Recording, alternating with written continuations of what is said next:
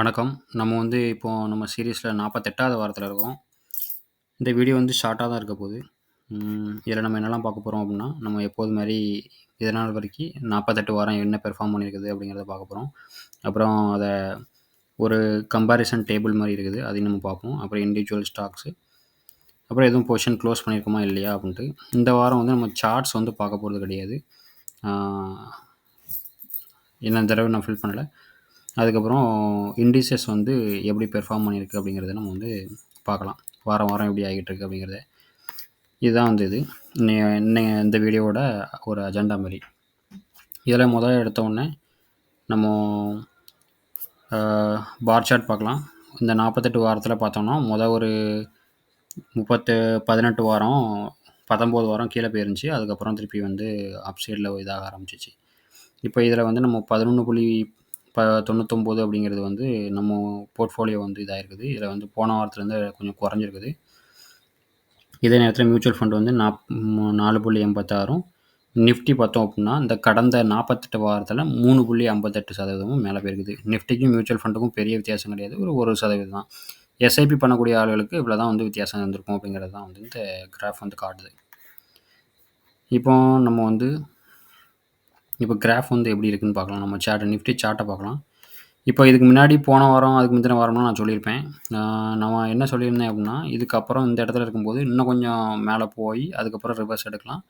அப்படி இல்லைன்னா இங்கேருந்தே நமக்கு டேன் ஆயிரும் அப்படிங்கிற மாதிரி சொல்லியிருந்தேன். அது மேலே போய் ரிவர்ஸ் எடுக்கல.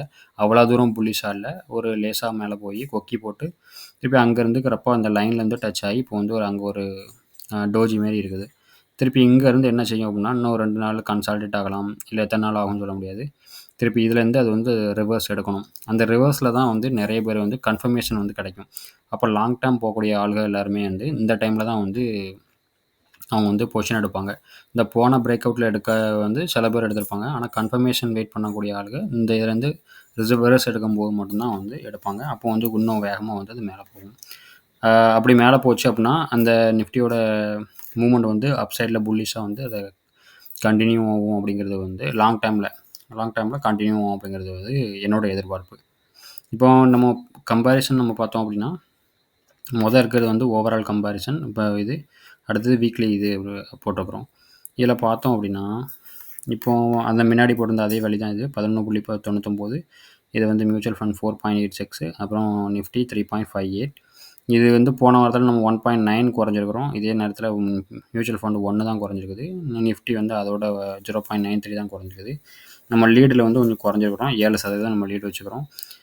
யாராவது ஒரு ஆள் நம்ம மாரி ஸ்டாக் பிக் பண்ணி போட்டிருந்தாங்கன்னா, அவங்களோட ரூ. 1 கோடி போர்ட்ஃபோலியோவில் 7% இந்த 10 மாதத்தில் எடுத்திருப்பாங்க. அப்படிங்கிறப்போ மியூச்சுவல் ஃபண்டில் எஸ்ஐபி பண்ணதை விட ரூ. 7,00,000 அதிகமாக எக்ஸ்ட்ரா கிடச்சிருக்கும் அப்படிங்கிறது இந்த கிராஃப் நமக்கு சொல்லுது. இப்போ இதுக்கு அடுத்தால நம்ம இண்டிவிஜுவல் ஸ்டாக்ஸ் போகலாம். இண்டிவிஜுவல் ஸ்டாக்ஸில் சொல்கிறதுக்கு ஒன்றும் இல்லை. ஏன்னா நம்ம எதுவும் ஸ்டாக்ஸ் வாங்கவும் செய்யலை, விற்கவும் செய்யலை. இதான் நம்ம டாப் மியூச்சுவல் ஃபண்டு 3 எடுத்துருக்கோம். ஒரு லார்ஜ், ஒரு ஸ்மாலு, ஒரு ஸ்மால் கேப். இண்டிவிஜுவல் ஸ்டாக்ஸ் இதுதான் இருக்குது. நம்ம இந்த தடவை எதுவுமே விற்கலை. எல்லாம் அதே இதில் தான் வச்சுருக்கிறோம். இன்னொரு இந்த டாட்டா மோட்டார் கமர்ஷியல் வெஹிக்கிள்கானது இன்னும் வரலை. அதனால் டம்மி வேல்யூ தான் ஆட் பண்ணி வச்சுக்கிறோம் அதுக்கு பதிலாக. அது நம்ம மியூச்சுவல் ஃபண்டோட ஸ்க்ரீன்ஷாட்டு. இதை நம்ம டாப்பாக உள்ளதை எடுத்து வச்சுக்கிறோம். போன வீடியோலலாம் நம்ம பார்த்துருப்போம். நம்ம மியூச்சுவல் ஃபண்டில் ஒரு 15% மேலே கிராஸ் ஆகிருக்குது லாஸ்ட் 1 இயரில். தாண்டின மியூச்சுவல் ஃபண்ட் எதுன்னு பார்த்தோம் அப்படின்னா, ஒன்று அவங்க ஃபாரின் கண்ட்ரீஸில் ஃபண்டு வச்சுருந்துருப்பாங்க. அப்படி இல்லைன்னா பேங்கிங் செக்டார் இருக்கக்கூடிய மியூச்சுவல் ஃபண்டு.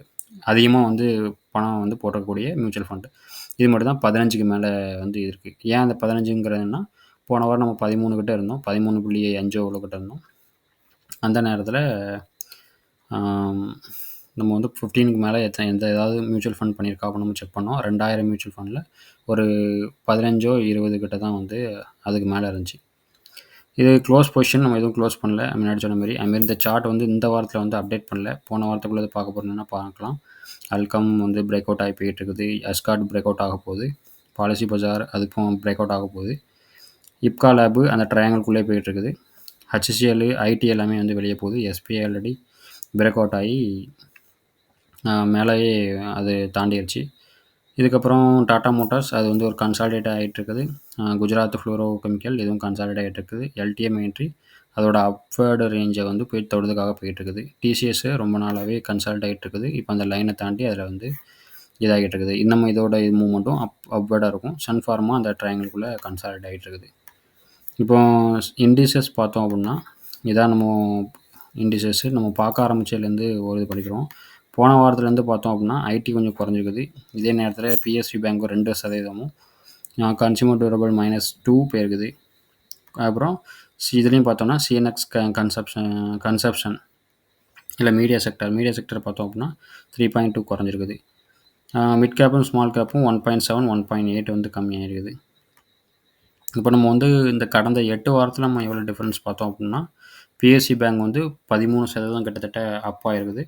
அதனால் ஓவரால் பேங்க் நிஃப்டியும் 4.4ம் அப்புறம் ப்ரைவேட் பேங்க் வந்து 3.6 வந்து அப் ஆகிருக்குது.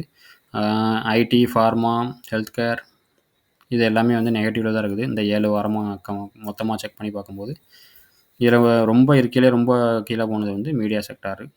அப்புறம் மிட் கேப்பும் ஸ்மால் கேப்பும் கம்பேர் பண்ணும்போது மிட் கேப் இன்னும் -10 தான் இருக்குது. இதுதான் இந்த வாரத்துக்கான வீடியோ. முழுமையாக பார்த்தீங்கன்னா ரொம்ப நன்றி.